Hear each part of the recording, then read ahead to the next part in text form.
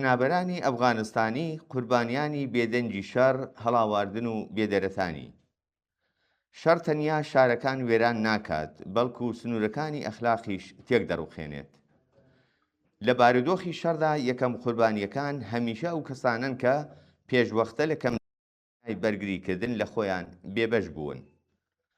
بێدەنگەکان، پەراوێزخراوەکان، کرێکارانی بێناسنامە، ژنانی بێپەنا و ئەو منداڵانەی کە هیچ ڕۆڵێکیان لە دروستکردنی ئەم جیهانە ناداتپەروەرەدا نەبووە، کۆچبەران و پەنابەرانی ئەفغانستانی لە ئێرانی ئەمڕۆدا ڕێک لەم پێگەیەدا خۆیان دەبیننەوە. لە ناو جەرگەی قەیرانەکاندا بێ ئەوەی پەناگەیەکیان هەبێت، بێ ئەوەی دەنجیان ببیسترێت و بێ ئەوەی مافە سەرەتاییەکانیان بە فەرمی بناسرێت. دوابەدوای تونبوونەوەی کەشی ئەمنیەتی سەرچاوەگرتوو لە شەڕی 12 ڕۆژە و ئەم شەڕەی ئێستا، کۆچبەرانی ئەفغانستانی زیاتر لە هەر کاتێکی تر کەوتونەتە بەرفشار، سەرکوت، دەست بەسەرکردن، دەرکردن و تەریک کەوتنەوە. ئێمە لە بەردەم دۆخێکداین کە تێیدا ئەو مرۆڤانەی ساڵانێکی زۆر لە سەختترین بارودۆخدا ژیاون و کاریان کردووە، لە ناکاو دەبن بە کێشەیەکی ئەمنیەتی، وەک بڵێ ڕەنج و هەژاری و کاری تاقەت پروچێن و بێمافی بەز نەبێت، ئێستا دەبێت باری شەڕی لەسەر شانی خۆیان هەست پێ بکەن. ساڵانێکی زۆرە ملیۆنان ئەفغانستانی لە ئێران دەژین. زۆربەی ئەوان لە کارە سەخت و کەمداهات و نافەرمیەکاندا لە بیناسازی و کشت و کاڵەوە بگرە تا بەشە خزمەتگوزاریەکان و دەستفرۆشی پشکێکی گرنگیان لە ڕەوتی ژیانی ڕۆژانەدا هەبووە. ئەوان زۆربەی کات لە پەراوێزی شارەکان لە ناوچە بێبەش و نائارامەکان بەبێ هیچ چەشنە پاڵپشتیەکی یاسایی، بەبێ ئەمنیەتی پیشەیی و بە ترس و خۆفی بەردەوام لە دەست بەسەرکران و دەرکردن ژیانیان بەسەر بردووە. کۆمەڵگا سوودی لە هێزی کاری ئەوان وەرگرتووە، بەڵام کەمتر ئامادە بووە کە کەرامەتی مرۆیی و مافە بنەڕەتیەکانیان بە فەرمی بناسێت. ئێستاش لە هەستیارترین ساتەوەختەکانی قەیراندا هەر ئەم چینە دەبنە ئاسانترین ئامانج راوەکان. دەرکردنی بەربڵاو، دەست بەسەرکردنی بە کۆمەڵ، گەلێک راپۆرتی جۆراوجۆر سەبارەت بە هەڵسوکەوتی خراپ و توندوتیژی و پاڵپێوەنانی بنەماڵەکان بەرەو سنوورەکان، نیشانەی شکستی ئەخلاقی و یاساین لە ڕوبەڕووبوونەوە لەگەڵ مرۆڤە بێپەناکاندا. هیچ کۆمەڵگەیەک بە سوودکردن بەلاو توێژی دانیشتوانی خۆی ئەمنتر نابێت. سەرچاوەی ئەمنیەتی ڕاستەقینە دادپەروەریە، نەک قوربانیکردنی مرۆڤەکان. کاتێک دەوڵەت یان کەشێکی گشتی کۆچبەر وەک هەڕەشەیەک دەبینێت، لە ڕاستیدا ڕێگە بۆ ئاسایی بوونەوەی توندوتیژی خۆش دەکات. ئەو توندوتیژیەی کە زۆر زوو یان درەنگ بەرەوەکی هەمووان دەگرێتەوە. بەڵام کارەساتەکە هەر بەوەندە کۆتایی نایەت. ئەوانەی لە ئێران دەردەکرێن دەگەڕێنەوە بۆ وڵاتێک کە خۆی جیرۆدەی یەکێک لە قوڵترین قەیرانە مرۆییەکانە لە ناوچەکەدا.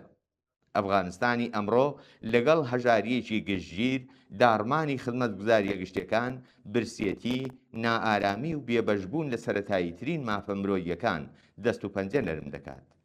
بۆ زۆرێک لە دەرکراوەکان گەڕانەوە نەک بەواتای گەڕانەوە بۆ سەر ماڵ و حاڵ، بەڵکو بەواتای فرێدرانە ناو جەرگەی ناسەقامگیری، بێ ئاسوویی و بێبەشیەکی هەرچی زیاترە. لەو نێوەندەدا ژنانی ئەفغانستانی کەوتونەتە چەقی یەکێک لە بە ئازارترین لایەنەکانی ئەم تراژدیایە. ئەو ژنانەی پێشتر لە ئێرانیش لە پەراوێزی بازاڕی کاردا لە ناوەندە نافەرمیەکاندا و بەبێ دەستڕاگەیشتن بە خزمەتگوزارە تەندروستی و پاڵپشتیە یاساییەکان دەژیان، ئێستا بە دەرکردنیان دەگەڕێندرێنەوە بۆ شوێنێک کە تێیدا سەرەتاییترین مافەکانیان زیاتر لە جاران پێشێل دەکرێت. ژنی سەرپەرشتیاری بنەماڵە ئەو ژنەی دەبێت نانی بنەماڵەکەی دابین بکات، ئەو ژنەی لە هەمان کاتدا ئەرچی چاوەدێریکردنی منداڵان و دابینکردنی بژێوی ژیانی لەسەرشانە، لە ئاوا دۆخێکدا بەکردەوە لە نێوان دوو بەرداشتی نادادپەروەریدا دەهاردرێت. واتە بێمافی لە وڵاتی خانەخوێ و بێبەشبوون لە سەرەتاییترین مافەکانی لە زێدی.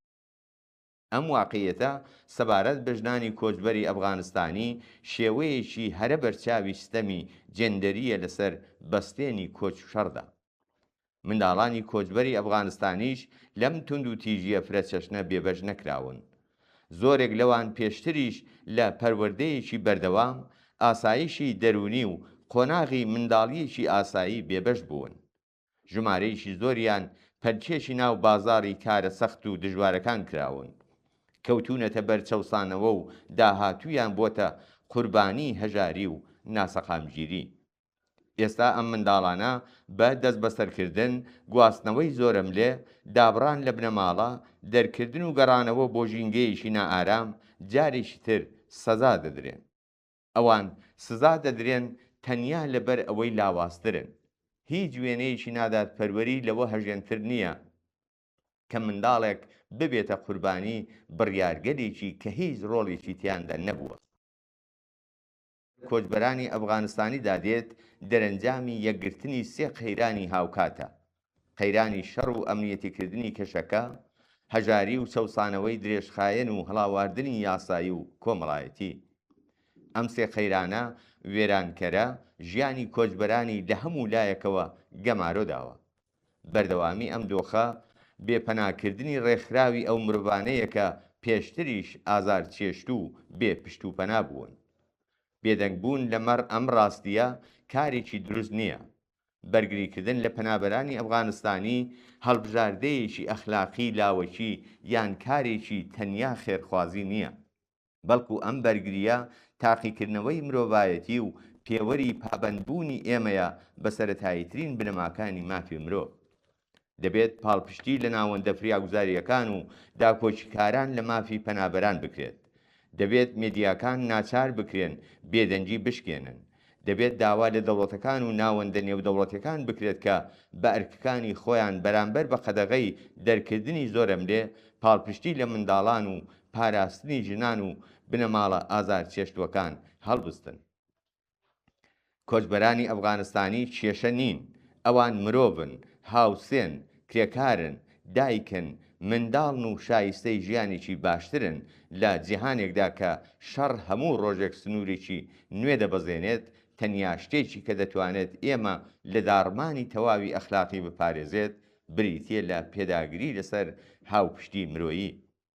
دەنگی پەنابەرانی ئەفغانستانی نابێت لە ناو دەنگ و باسی شەڕدا ون بێت. بەرگریکردن لەوان بەواتای بەرگریکردنە لە شکۆی مرۆڤ.